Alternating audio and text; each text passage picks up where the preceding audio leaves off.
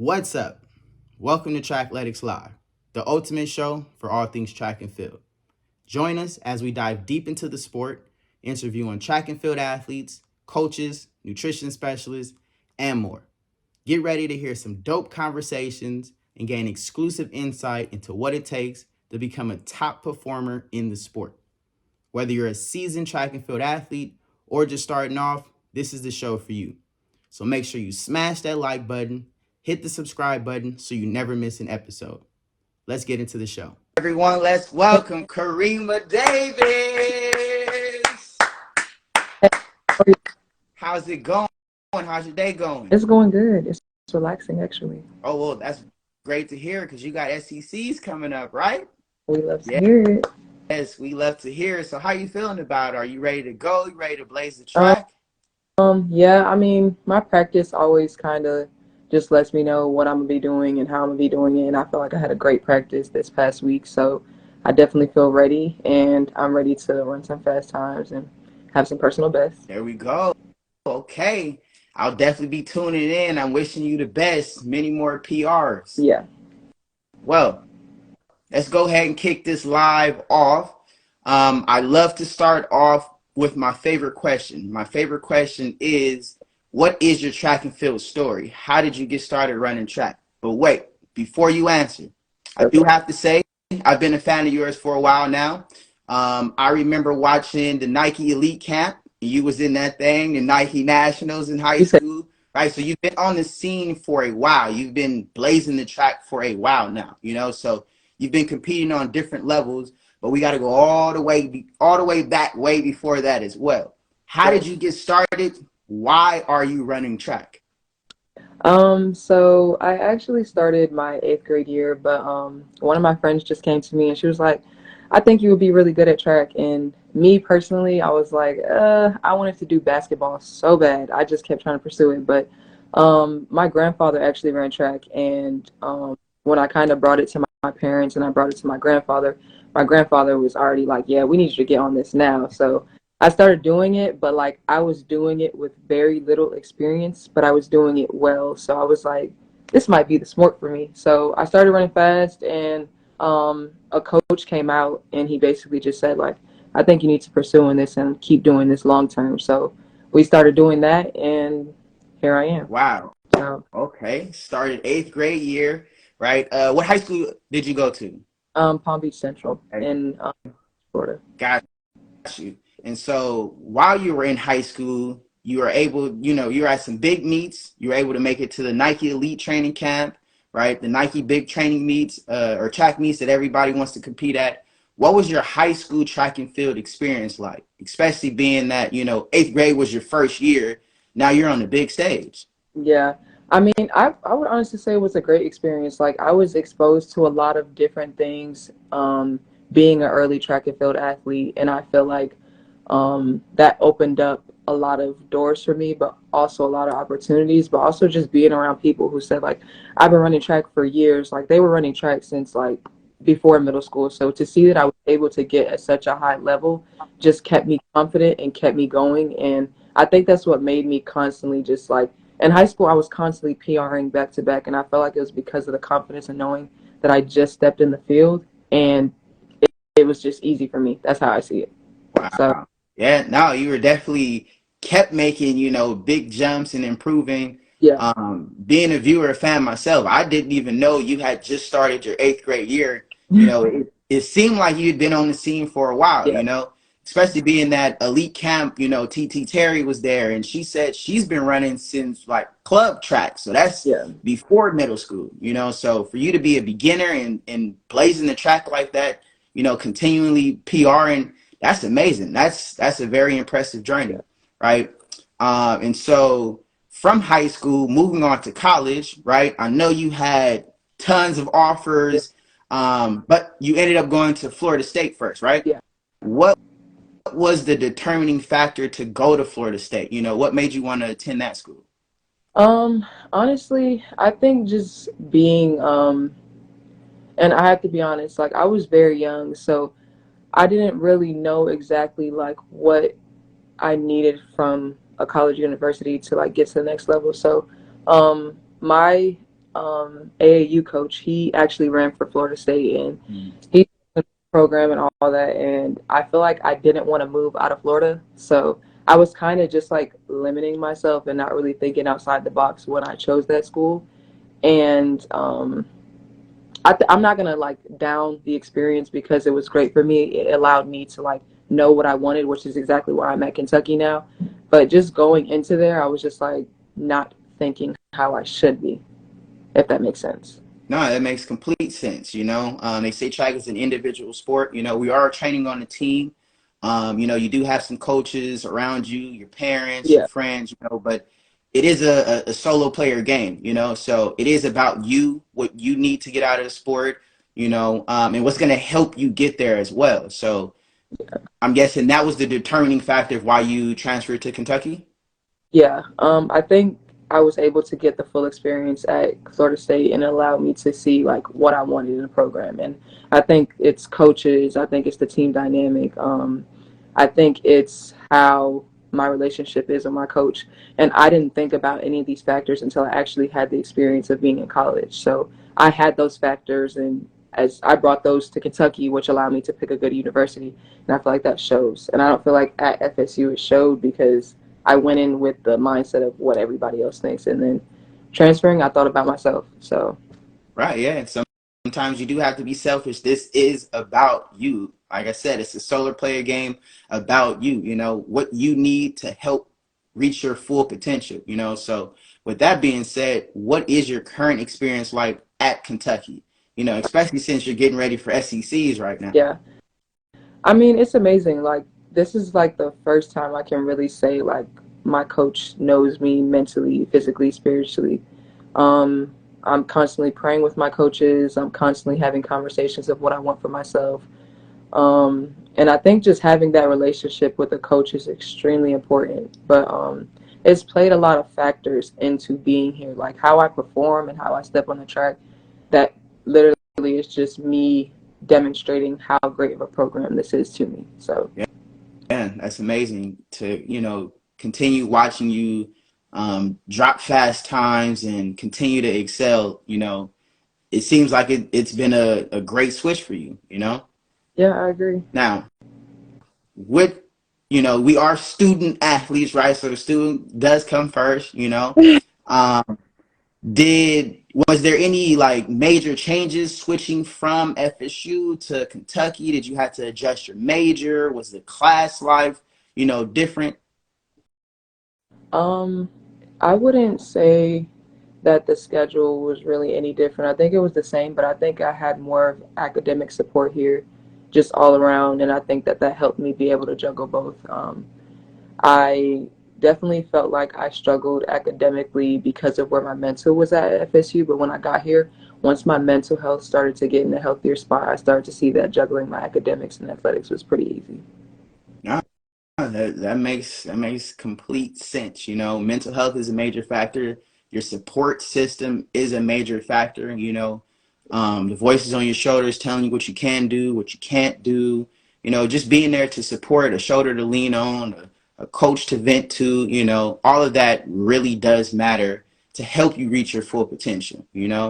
But with that being said, you started track in eighth grade, and that was kind of a long time ago. You transferred from FSU to Kentucky, and track is not an easy sport. And with the journey like that,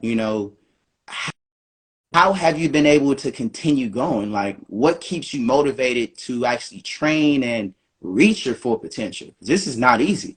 Yeah, I mean, I think one of the biggest things is that I kind of was, again, like I told you, I was taking it as a joke and I really was not going to take it seriously. And then my grandfather just was like, yeah, do it. And he just kind of me every day and talked about the things that he wanted for me and what he knew I was capable of.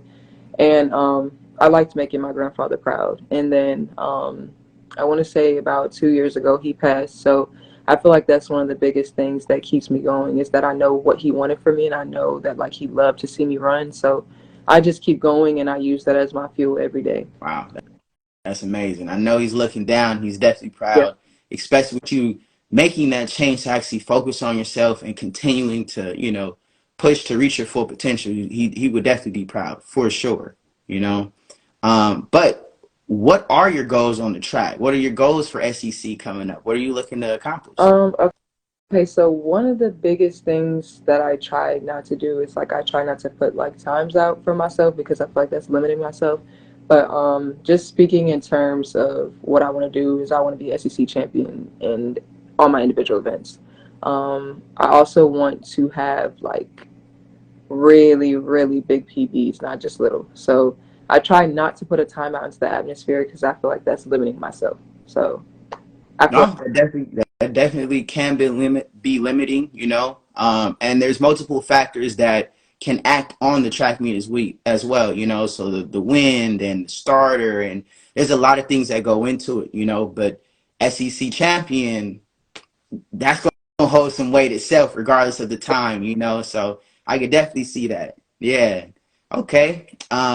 Now I do read your comments. I do read our comments as well, and a lot of your running videos, people are talking about, oh, she not running all loud, she not giving it her all. But I see relaxation. I see control. You know, in order to run fast, you do have to be a little relaxed, a little control with it. You can't be all tense and trying to run fast. It doesn't work like that, you know? So, one, I want to ask, what are you thinking when you run? You know, or is it like a fluid flow? Like, what are you thinking? Because it seems very relaxed, controlled, and you are moving fast, you know? I think that's one of the biggest things that I've learned with track and field is that staying relaxed and poised always works well. But my coach has just stressed that, and I feel like the more that I've learned that, I'm running fast, but I'm still running controlled because I feel like at a certain point there was times where I was like doing too much. I was moving my arms too much. I was doing this too much, but I realized how much relaxation relaxes me because if I feel I'm relaxing, because every time I'm running and I'm relaxing, I can feel myself like just out of my head and doing everything that my coach told me to do. So I think that's extremely helpful. Yeah, poise. That is the key word you said. That is a major key. You for sure, you know, run relaxed, controlled. But like I said, it's fast. You know, you're still dropping fast times and still improving. So it's been amazing to watch your journey. Now, speaking about track, what is one of the track workouts that you do at Kentucky that you feel, you know, kind of helps improve your speed or, you know, drop your times? Like, what's something that you work on that you might feel actually help you? Okay. Okay. So I actually did this. So I'm gonna give you two. So I actually did this workout a few days ago, but it's called 133s. So I'll like sprint a 133, then I'll walk to the line, then I'll run another 133.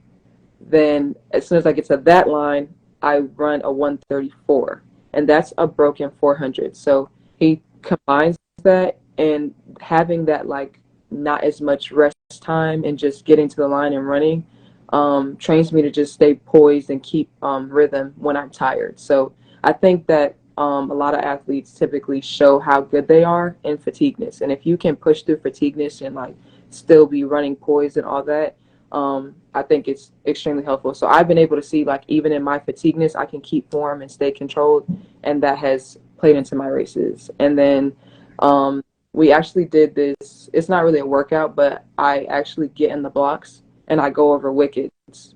So that helps start, but that also helps me stay in position as I put my head up.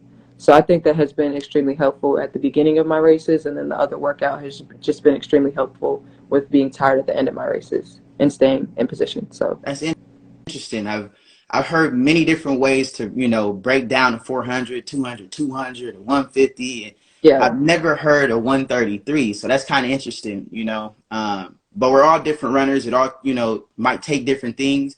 And like you said, you know, breaking it up like that, it does seem like you might be a little fatigued, but being able to stay controlled, poised, run fast through that fatigue could definitely help you translate over, you know, to the meet. So, okay, I'm gonna take note of that for sure. you can run like anybody can run when they're not tired, but who can do it while they're fatigued? I think that's how you show how much of a true runner you are. It's just running when you're fatigued and doing it at your best. Yeah, Facts. I definitely have to agree with that. Okay. So we got your favorite track workout, something that truly helps you, push your performance, understand the positions, like you said, the wickets coming out of blocks. Mhm. What is your favorite weightlifting exercise? I see your videos, you're cleaning, I see some split squats. What's your favorite exercise that you feel helps you as well? Um, I like quarter squats. I say that because I feel like it's like explosive, but I can lift a lot of weight with quarter squats. And I feel like squats are like what's really making me explosive with my start at this point. So definitely have to say quarter squats. Okay. It used to be power clean. I can't get them right. So Really? I mean, you do have some videos where you're cleaning. Do you mean you're not getting it right as in like you're trying to lift more weight and you can't get it up, or is your coach saying that you still need to work the form a little? it's like I can lift a lot of weight, but I like psych myself out and I forget how to do the movement of a power clean. So once I get the hang of that, I'll actually love power cleans. But until then, quarter squats. Or got you. I know some coaches that truly stand by quarter squats, because as you're running, you're not in a full squat position, so being able to be very explosive and, push some weight in that quarter squat position could definitely help translate over to the track. Okay. So we got your favorite track workout, hmm favorite weightlifting exercise. Now track practice is over. What is your favorite post-workout meal? What are you refilling with after, track practice? Man, I would have. I'm sorry, it's Chipotle. Um, I feel like it's not bad because I get my protein, I get my rice, I get my beans, so I have to say Chipotle. But I also really like getting smoothies, and I put like B12 in the smoothies. I think it's collagen, but it's just like a recovery thing that kind of gets my muscles back going. Because after those workouts, your body can be like really down here. And also Beet Elite. I don't know if that helps anybody, but I drink Beet Elite as well after my workouts, which gives blood and oxygen to your muscles. So, I have a teammate that stands by Beats. Anytime I say anything about recovery, he's like, Beats, man, you need to get that. I'm like, bro, okay, I'm gonna try it.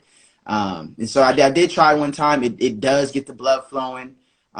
It does help you recover as well. Some antioxidants in there. So I definitely understand that. But what else are you adding to the smoothie? Is it a fruit smoothie? What's your favorite fruits you're adding to it? We're adding collagen. I typically put like pineapples, mangoes, strawberries, spinach, yogurt, and sometimes I do like soy milk or I'll do like a protein powder. Okay, that's a solid smoothie. I'm gonna have to try. I'm gonna have to try your signature smoothie for sure. Yeah. And if you had to ask me, I would say my favorite post workout meal is definitely Chipotle. Definitely, you're still eating. Chipotle is life. Chipotle is life. You're still eating your macros. So your protein, your carbs. Yeah. Get some vegetables in there. You get a healthy fat if you're getting some of the the guac. So yeah, you're definitely Never. eating well with Chipotle. Never missed a grind. That's funny. Got you. So we got your favorite post-workout meal, or we got your favorite track workout, favorite lifting exercise, favorite post-workout meal, right? Mhm. Now, there comes a point where every track and field athlete has to hang their spikes up, right? So when it comes to that point, what are your plans after track? Are you planning to start a business? What are you using your degree for? So I actually want to go into studying law. So I actually plan to be an entertainment lawyer after this. I wanted to do it for a while, but I'm going to try to study law while I'm a professional athlete because after all this track stuff is wrapped up, I would really like to go into law school. Why? What is it about law? Honestly, I'm really good at making a point and arguing. I feel like I've watched like a lot of lawyers argue back and forth, and I definitely feel like even if you're right, I can make you wrong. So I have to say, I think I'll be a great lawyer. Gotcha. I mean, that makes complete sense. If I'm on trial and I need somebody to represent me, you better be able to get that point across. You know what I'm saying? I'm trying to say I'm innocent. tell that Right. story. So that makes complete sense, you know. And you seem like you have a big heart, you know, you're caring, so you actually want to help your, you know, whoever you're representing out, you know, as opposed to it's just work. You know, there's a lot of times where lawyers is just work, you know, and they're like, hey, just accept the plea deal or just accept that, you know. So if you can get a point across and you can really help somebody, that's very important, you know. Right. Now, you did mention wanting to go professional, right? So I have to ask if, you know, you got a big contract or a big shoe deal or something like that. Are there any brands specifically that you know, would want to work with or anything like that? Or is it really just about the opportunity to be pro, compete in the Olympics, stuff like that? I think the mindset that I have, I think when I was younger, I was like, oh my gosh, I got to run for Nike. Like, I was just very specific about that. But I think as I've got older and I've just opened up my mind and really looked into what going professional is, honestly, it's where the money is. So anybody who comes with the right money, that's where I want to go. So I don't have any specifics. Gotcha. Okay. And I do see you with some NIL deals. Yeah. How do you feel NIL is actually helping track and field athletes? Because before this, you know, schools are making a ton of money off your likeness, off your age. I mean, off your name, you know, off, you know, the traveling and the content that, you know, they have you in. And athletes weren't getting any cut of that. They're just giving you a little meal here and there, a little, you know, $1,000 stipend here and there, you know. So how do you feel the NIL deals actually are helping track and field athletes? I mean, I think for me, it has allowed me to build up my following, get a lot of people knowing me, but also just like put extra money in my pocket. I think that track and field athletes are, and not all, but a lot of, if you don't run really, really fast, you're typically underpaid. So I definitely feel like NIL deals have put a lot of money into people's pockets that are not as fast or um, when they go professional, they don't get offered as much, but they have those NIL deals that follow them along, and that's what I want for myself is to still have these NIL deals while I'm professional because I feel like it will put more money in my pocket. Yeah, I definitely see the way that you're going about it. I don't see why they wouldn't, you know, continue to work with you with the way that you're building your personal brand, the way you're connecting with your followers. I see you going live on your own, answering questions, really connecting with people, you know, giving tips and stuff. That's the stuff that, you know, these companies, these brands would actually love. So you're a perfect example of that, for sure. For sure. And definitely, track and field athletes are underpaid, even if you are performing well, you know. We just watched top athletes like Fred Curley leave Nike because he said he was underpaid, and Asics offered him more. You know, same thing like Elaine Thompson. She left Nike and now she's with Puma. So even these high level, you know, Olympic athletes are still underpaid. We watched everything that Allison Felix went through and becoming a mother, and Nike dropped her for that. Like, that's completely heartbreaking, you know. So being able to have an NIL deal is a great opportunity. And, you know, if you can create a path that it can, you know, you can continue on with it as you go pro, or maybe it'll help you go pro, you know, that would be Yeah. a great, that's a great opportunity there. With that being said, in NIL, do you feel like it's a fair thing? Do you feel like it's something athletes should be working for? Because not every athlete has an NIL deal, you know. But the way that you're building your brand, you're actually working for it. You're actually putting out content. You know, you're setting your camera up, documenting your journey. We see your races, we see your workouts. So, do you feel like it's fair that some athletes get it and some athletes don't, or is it just like you have to go get it? You have to work for it. I mean, we can't even say like it's not fair because I feel like if you brand yourself properly, you'll get the same opportunities that I myself do and some of my other teammates get. So it's really just about being determined to get NIL deals, and that's how I was. Like I was like, I have to brand myself because I want to be able to say I have an NIL deal. And I think if that's the mindset that and you're constantly putting in every day to make sure you get that, you'll get it. So everybody can be equal. You just got to put out the same work. Facts. Facts. I tuned into your live one time and you actually got a notification about a new NIL deal. So Again, congrats on that. And we literally see the work, the content, and the stuff that you're actually putting out for those NIL deals. You just didn't sit back and like hope that it came to you. You're actually working for it. So congrats on that. You definitely deserve it for sure. Thank you. Now, back to the track, right? From your high school experience to your college experience to where you are now with SECs, looking back, what's something that you would tell yourself, back in eighth grade or back in high school something you've learned now that you wish you might have known back then? Um, I would tell myself to just remain confident in myself no matter what.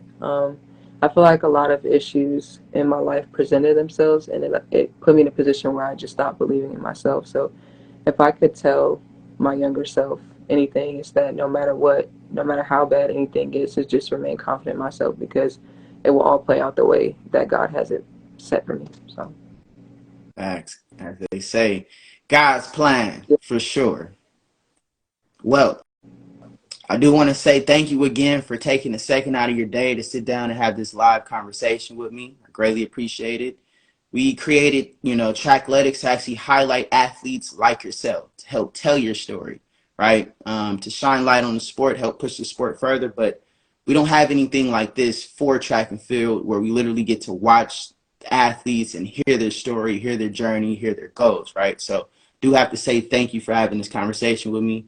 It's been impressive. It's been amazing to watch your journey to now have this conversation. I'm wishing you the best at SECs. Definitely want to see you as SEC champ. So don't want to take up too much time in your day. I'm gonna let you get out to your pre-meet, and I'm definitely looking forward to seeing you win that championship title. Okay. Thank you so much. It was nice talking to you. It was nice meeting you as well. Yes, enjoy your day. That's it for us on Trackletics Live.